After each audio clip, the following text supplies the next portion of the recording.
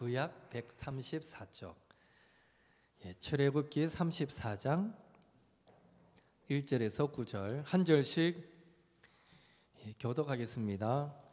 여호와께서 모세에게 이르시되 너는 돌판 둘을 처음과 같이 다듬어 만들라.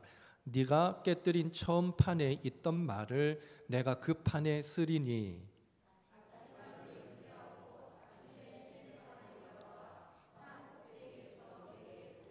아무도 너와 함께 오르지 말며 온 산에 아무도 나타나지 못하게 하고 양과 소도 산 앞에서 먹지 못하게 하라.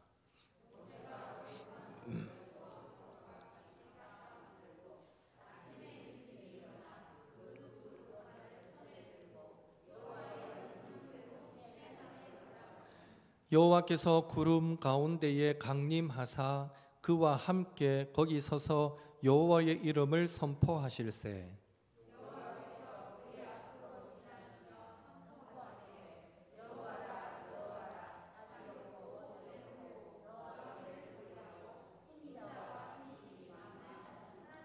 인자를 천대까지 베풀며 악과 과실과 죄를 용서하리라. 그러나 벌을 면제하지는 아니하고 아버지의 악행을 자손 3, 4대까지 보응하리라. 같이 읽습니다.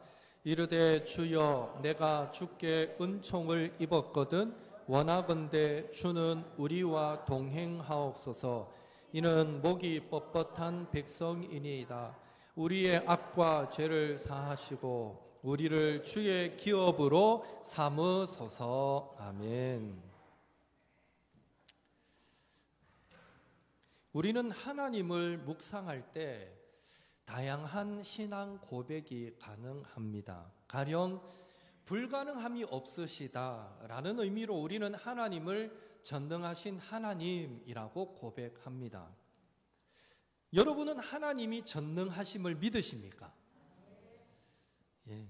여러분의 입술의 간구와 마음의 소원을 다 들으시되 충분히 이루시고 성취하실 분이 하나님이심을 정말로 믿으십니까?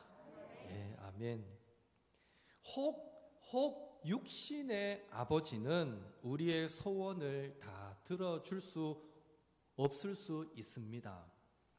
한 번은 제 딸이 집에 와서 이런 이야기를 해주더라고요. 반 친구와 꿈 이야기를 하다가 그 친구가 아주 심각하게 난 꿈을 이루는 것이 도무지 불가능할 것 같아 라며 낙심하더랍니다. 그래서 야, 네 꿈이 뭔데 그래? 열심히 하면 되지. 열심히 해봐 라고 격려를 했더니 그 친구가 한숨을 쉬며 이렇게 말하더랍니다. 내 꿈은 재벌 2세인데 우리 아버지가 영 열심을 내지 않는 것 같다. 내 꿈은 재벌 2세인데 우리 아버지가 열심히 해야 그 꿈이 이루어지는데 영 열심을 내지 않는 것 같다. 이러더라는 거예요. 생각해보면 육신의 부모가 자녀에게 해줄 수 있는 것은 정말 작습니다. 기쁠 때 함께 기뻐해주고 슬플 때 함께 슬퍼해주고 또 지칠 때 격려해주고 때때로 작은 도움 정도는 되어줄 수 있지만 사실 그 이상은 불가능한 것입니다. 예, 해줄 수 있는 것보다 해줄 수 없는 게 훨씬 더 많습니다. 예, 아픈 거 하나조차도 대신 못 아파주니 뭐 할 말 다 했죠. 그러나 우리의 하늘 아버지께는 불가능함이 없는 줄로 믿습니다. 그런 의미에서 코로나로 인해 힘들고 어려운 이 시기에 더욱 아버지 하나님을, 아빠 하나님을 믿고 의지하시는 저와 여러분이 되시기를 예수님의 이름으로 축복합니다. 그 외에도 우리는 지혜의 하나님, 은혜의 하나님, 반석이 되신 하나님, 구원의 하나님, 지존하신 하나님, 사랑의 하나님 등등등등 우리는 하나님을 향해 다양한 신앙 고백을 할 수 있는데요. 그 중에 가장 대표적인 우리 기독교의 그리스도인들의 가장 대표적인 고백이 있다면 그것은 사랑의 하나님입니다. 사랑의 하나님. 우리를 위해 독생자도 아낌없이 내어주신 사랑. 자고로 기독교는 사랑의 종교요 하나님은 사랑의 하나님이신 것입니다. 특별히 하나님의 사랑은 무한하신 사랑입니다. 끝까지의 사랑입니다. 그래서 번번이 실패하고 넘어져도 회개하고 돌아오면 70번씩 7번이라도 또 용서하시고 품어주시는 것입니다. 사랑의 하나님이시기 때문입니다. 그런데 여러분, 이런 사랑의 하나님도 때로는 무서운 진노의 하나님이 될 때가 있는데요. 그때가 언제인지 아십니까? 바로 우상 숭배할 때입니다. 하나님은 우리에게 하나님보다 더 사랑하는 것이 생기면 질투하시는 것입니다. 14절 말씀 함께 읽겠습니다. 너는 다른 신에게 절하지 말라. 여호와는 질투라. 이름하는 질투의 하나님임이니라. 그래서 출애굽기 32장에 보면 하나님은 이스라엘 백성들이 금송아지를 만들어 섬긴 그 사건으로 인해서 크게 진노하셨고, 그 일로 인해 이스라엘 백성들을 진멸하시고 다시 모세를 중심으로 큰 나라를 이루시려고까지 하셨던 것을 보게 됩니다. 사랑의 하나님이신 그분이 우상 숭배만큼은 용서하실 수 없는 거죠. 그래서 싹 쓸어버리고 다시 모세를 중심으로 나라를 세우려고 그렇게까지 마음 먹으실 만큼 우상 숭배는 하나님을 진노하게 만드는 큰 죄악 중 하나임을 알 수 있습니다. 그러나 그 순간에 모세는요, 자신의 생명을 걸고 이스라엘 백성들의 그 죄 용서를 위해 기도하게 됩니다. 하나님 좋습니다. 안 그래도 저 백성들 내 말도 잘 안 듣고 뻑하면 돌 들고 던질라 하고 이번 참에 확 쓸어버리고 새로 만들어 주십시오, 이렇게 말하지 않고 모세는 죄 용서를 위해서 기도하였고, 그 기도로 인해서 결국 모세는 하나님으로부터 그분의 사자를 앞서 보내주시겠다라는 약속을 받아내게 됩니다. 그때 모세가 드린 중보 기도의 내용 중에 가장 감동되는 부분은 출애굽기 32장 31절에서 32절 말씀이 될 것입니다. 함께 읽겠습니다. 모세가 여호와께로 다시 나아가 여짜오되 슬프도소이다. 이 백성이 자기들을 위하여 금신을 만들어 싸우니 큰 죄를 범하였나이다. 그러나 이제 그들의 죄를 사하시옵소서. 그렇지 아니하시오면 원하건대 주께서 기록하신 책에서 내 이름을 지워버려 주옵소서. 모세의 이런 중보의 자세를 이어받은 사람 중 한 사람이 바로 바울입니다. 사도 바울. 바울도 자기 민족의 구원을 위해서 이렇게 고백했습니다. 로마서 9장 1절에서 3절 또 같이 읽습니다. 내가 그리스도 안에서 참말을 하고 거짓말을 아니하노라. 나에게 큰 근심이 있는 것과 마음에 그치지 않는 고통이 있는 것을 내 양심이 성령 안에서 나와 더불어 증언하노니 나의 형제 곧 고륙의 친척을 위하여 내 자신이 저주를 받아 그리스도에게서 끊어질지라도 원하는 바로라. 그러나 이런 모세와 바울의 중보의 모습은 우리 예수님께 비하면 아무것도 아닙니다. 히브리서 3장에 보면 예수님을 가리켜서 모세보다 더욱 영광 받을 만하며 더욱 존귀하시다라고 묘사하고 있습니다. 왜 그렇습니까? 우리를 구원하시기 위한 예수님의 그 십자가 지심, 그 구속적 중보 사역은 중보의 완성을 의미하기 때문입니다. 다시 말해 죄인된 우리가 구원받음에 있어서 예수님의 십자가, 중보자 예수님 외에 더 이상 어떤 다른 중보자도 필요 없기 때문입니다. 그래서 우리는 이렇게 찬송하는 것입니다. 예수 앞에 나오면 죄사함 받으며 주의 품에 안기어 편히 쉬리라. 우리 주만 믿으면 모두 구원 얻으며 영생 복락 면류관 확실히 받겠네. 우리 주만 믿으면 모두 구원 얻으며 영생 복락 면류관 확실히 받겠네.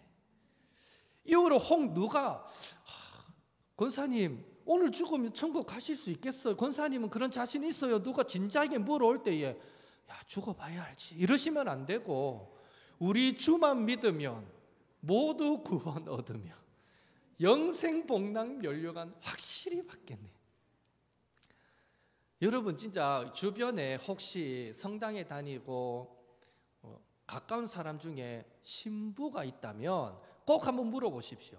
신부에게 신부님은 오늘 죽으면 천국에 가실 자신 있습니까? 이러면 10이면 10, 100이면 100 죽어봐야 알죠. 신부의 대답은. 그분들은 구원의 확신이 없어요. 있을 수가 없어요. 왜냐하면 예수를 믿음으로 구원받는 게 아니라 그들은 믿음으로 얻는 구원 플러스 인간의 공의, 행위가 들어갑니다. 믿음의 선행과 열심, 쌓은 공덕이 어느 정도 쌓였느냐에 따라서 죽으면 바로 천국 가든지 아니면 연옥 가든지 단계가 나눠지거든요. 그러니까 신부들조차도 교황 정도 되면 몰라도 나는 죽으면 천국보다는 연옥 좀 안 들어가겠는가 이런 정도의 생각. 구원의 확신이 없어요. 그들은 없는데 적어도 우리 그리스도인들은 그들과 같지 않습니다. 우리는 하늘나라 돈으로 가는 것도 아니고 힘으로 가는 것도 아니고 잘생겨서 이뻐서 가는 것도 아니고 오직 믿음으로 들어가는 줄로 믿습니다. 예.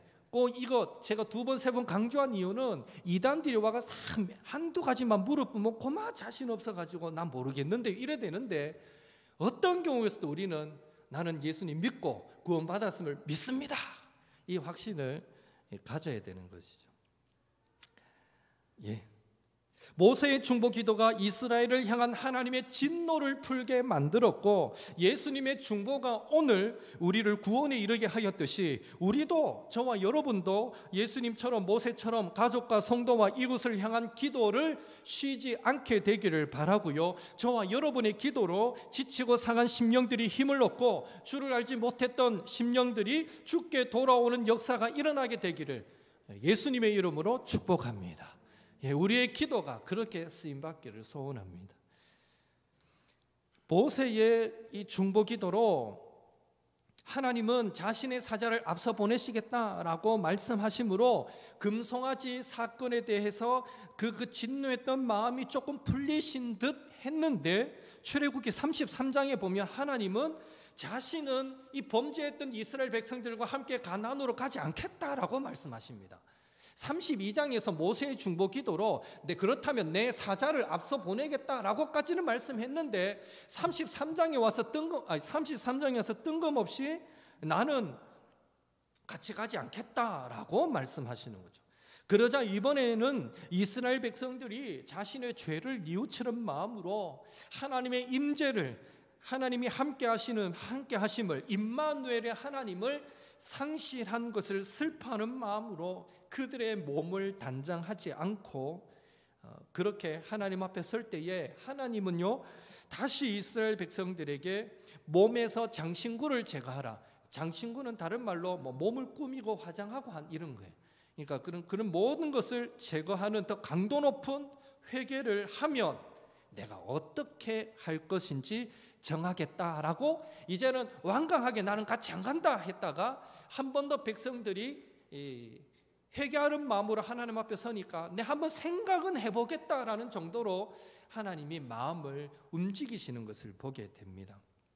그러나 여전히 하나님으로부터 이스라엘 백성과 함께 가시겠다라는 분명한 확실한 약속을 받아내지 못한 모세는 다시 하나님께 이스라엘 백성들을 향한 완전한 용서를 위해서 중보하였고, 모세의 계속되는 중보 기도의 결과 드디어 모세는 출애굽기 33장 14절에서 하나님으로부터 내가 이스라엘과 동행해 주겠다라는 약속을 받아내게 됩니다.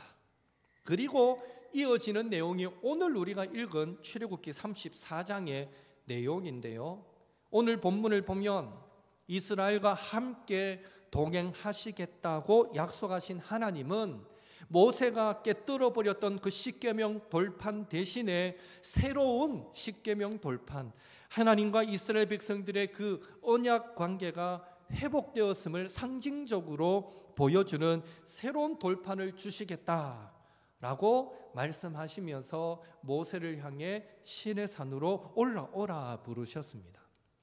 그리고 시내산에 올라간 모세는 9절에서 하나님께서 시내산에 강림하실 때에 한 번 더 하나님의 동행하심을 구하면서 우리는 목이 뻣뻣한 백성이지만 그러함에도 불구하고 우리의 죄악을 사하시고 주의 기업으로 삼아 주십시오라고 간구하는 것을 보게 됩니다. 여기서 우리는 모세의 신앙이 그러함에도 불구하고의 신앙임을 알 수 있는 것입니다. 그러함에도 불구하고. 그렇잖아요. 모세의 전제가 뭡니까? 하나님, 우리는 목이 뻣뻣한 백성입니다. 하나님, 우리가 이런 자임을 아시잖아요. 그럼에도 불구하고 우리를 용서하시고 우리를 주의 백성 삼아 주옵소서. 그러함에도 불구하고의 신앙이죠. 이 신앙의 기원은 창세기 6장에서 9장에 보면 홍수 사건에서 찾을 수 있습니다. 홍수 심판이 끝나고 노아가 드렸던 제사를 기쁘게 받으신 하나님, 창세기 8장 21절에서 하나님이 어떤 결정을 내리시는지 아십니까? 21절, 창세기 8장 21절 같이 읽습니다.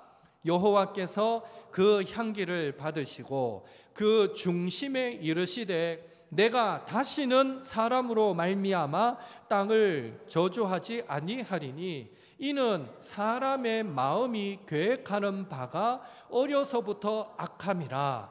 내가 전에 행한 것 같이 모든 생물을 다시 멸하지 아니하리니. 무슨 말입니까? 하나님은 사람이 악하다라는 이유로 다시는 내가 물로 심판하지 않겠다라는 것입니다. 사람이 악함에도 불구하고 무지개를 기억하시고 긍휼과 사랑을 베풀어 주시겠다라고 하나님께서 말씀하셨습니다.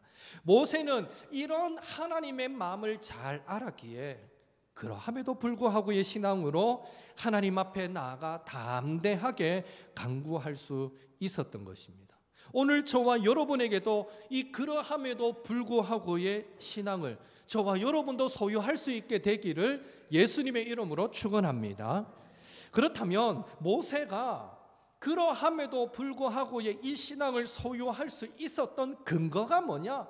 무엇에 근거해서 모세는 이런 담대한 신앙을 소유할 수 있었느냐라는 것인데요, 오늘 본문 6절 7절 같이 읽겠습니다.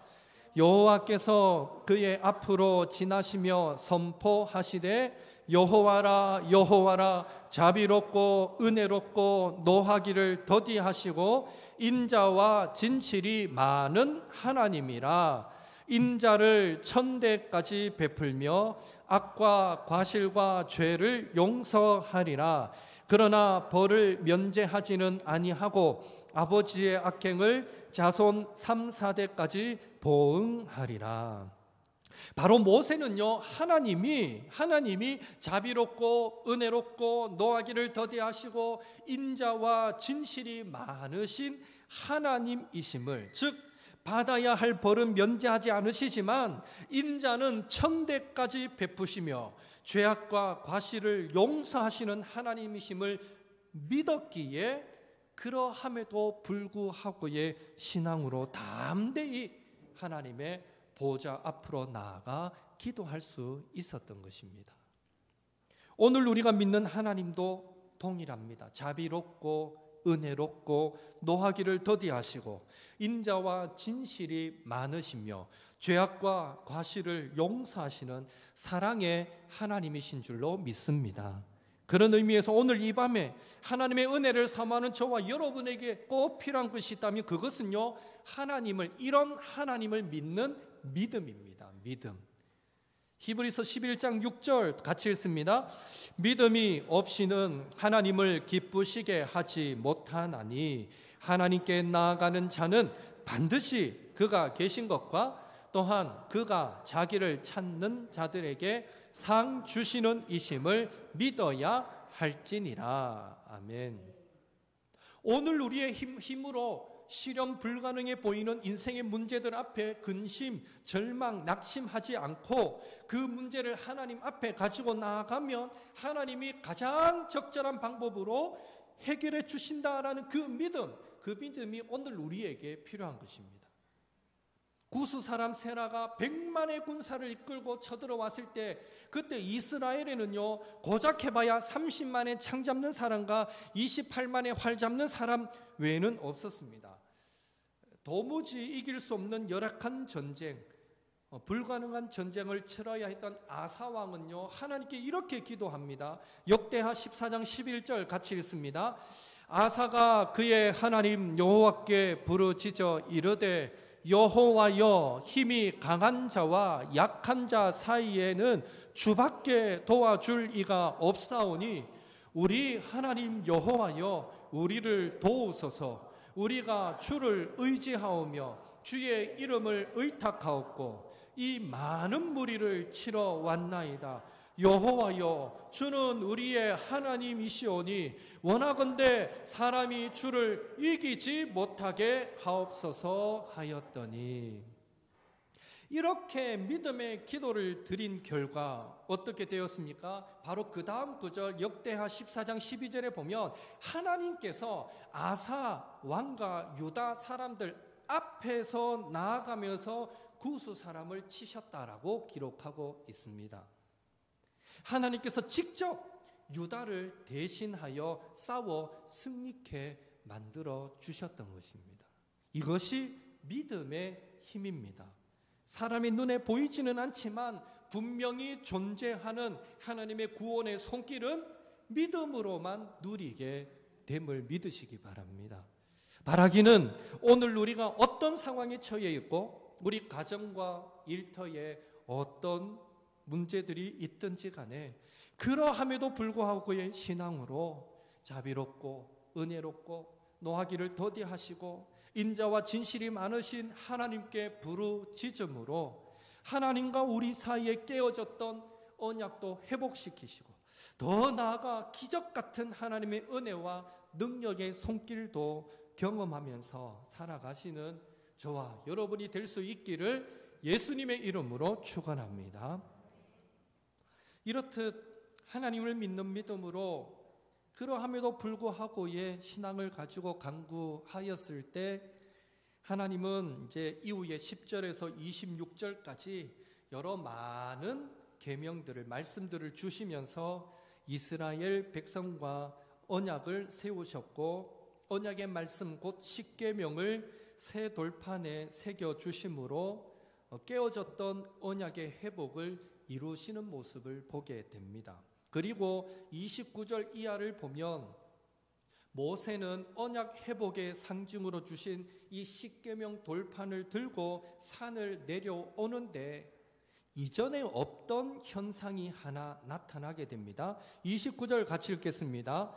모세가 두 돌판을 손에 들고 시내산에서 내려오니 그 산에서 내려올 때에 모세는 자기가 여호와와 말하였으므로 말미암아 얼굴 피부에 광채가 나나 깨닫지 못하였다. 얼굴 피부에 광채가 나나, 피부가 톤이 밝아지고 하얗게 되기를 원하시면 하나님과 대화하시면 됩니다. 여호와와 대화함으로 얼굴 피부에 광채가 나나.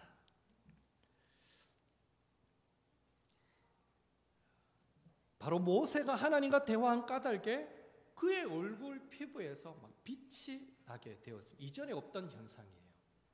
이 광채는 출애굽기 24장 16절에서 17절에 모세가 십계명 돌판을 받으러 산에 올라갔을 때 산 위에서 맹렬한 불처럼 빛나던 여호와의 영광을 상징적으로 보여주고 있습니다.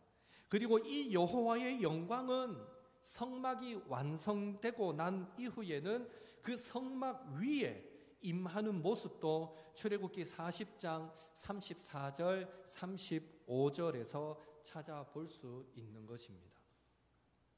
여기에 모세가 빛나는 얼굴을 가지고 산 위에서 내려와서 이스라엘 백성들 가운데로 왔고, 또 여호와 앞에 하나님 계시는 성막 안으로 들어갔다라는 것은 영적으로 중요한 의미를 담고 있습니다. 그것은 바로 시내 산 위에만 머물던 그 여호와의 영광이 드디어 이스라엘 백성들 가운데로 왔고, 더 나아가 성막으로 옮겨져 왔음을 상징적으로 보여주고 있는 것입니다.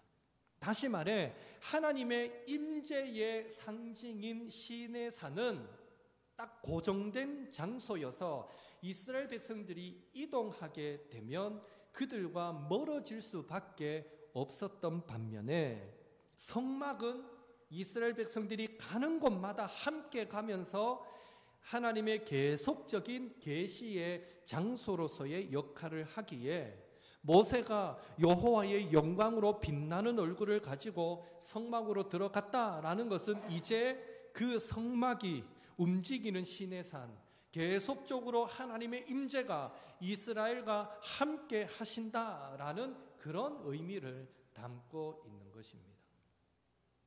오늘날도 하나님의 영광은 예수님을 주로 고백하는 성도들이 모여 함께 예배하는 우리 옥토 교회에 가득한 줄로 믿습니다.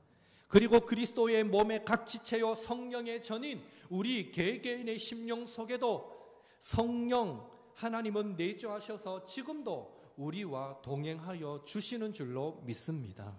바라기는 예수님의 부활 승천 이후에 하나님께서 성령님을 우리에게 보내주신 이후로 우리는 결단코 혼자가 아니라 항상 하나님께서 우리와 동행해 주시는 축복된 인생의 주인공들이 되었다라는 사실을 믿으시고, 그런 의미에서 하나님과 대화함으로 하나님의 영광의 광채가 그 얼굴에 빛났던 모세처럼 저와 여러분도 말씀과 기도로 늘 하나님과 대화함으로 성령 충만하여져서 하나님의 영광이 이제는 우리의 말과 우리의 생각과 행동으로 드러나서 우리가 가는 곳마다 아름답게 그 영광이 나타나게 되기를 한 번 더 예수님의 이름으로 축원합니다. 함께 찬송 부르겠습니다. 찬송가 452장 내 모든 소원, 기도의 제목.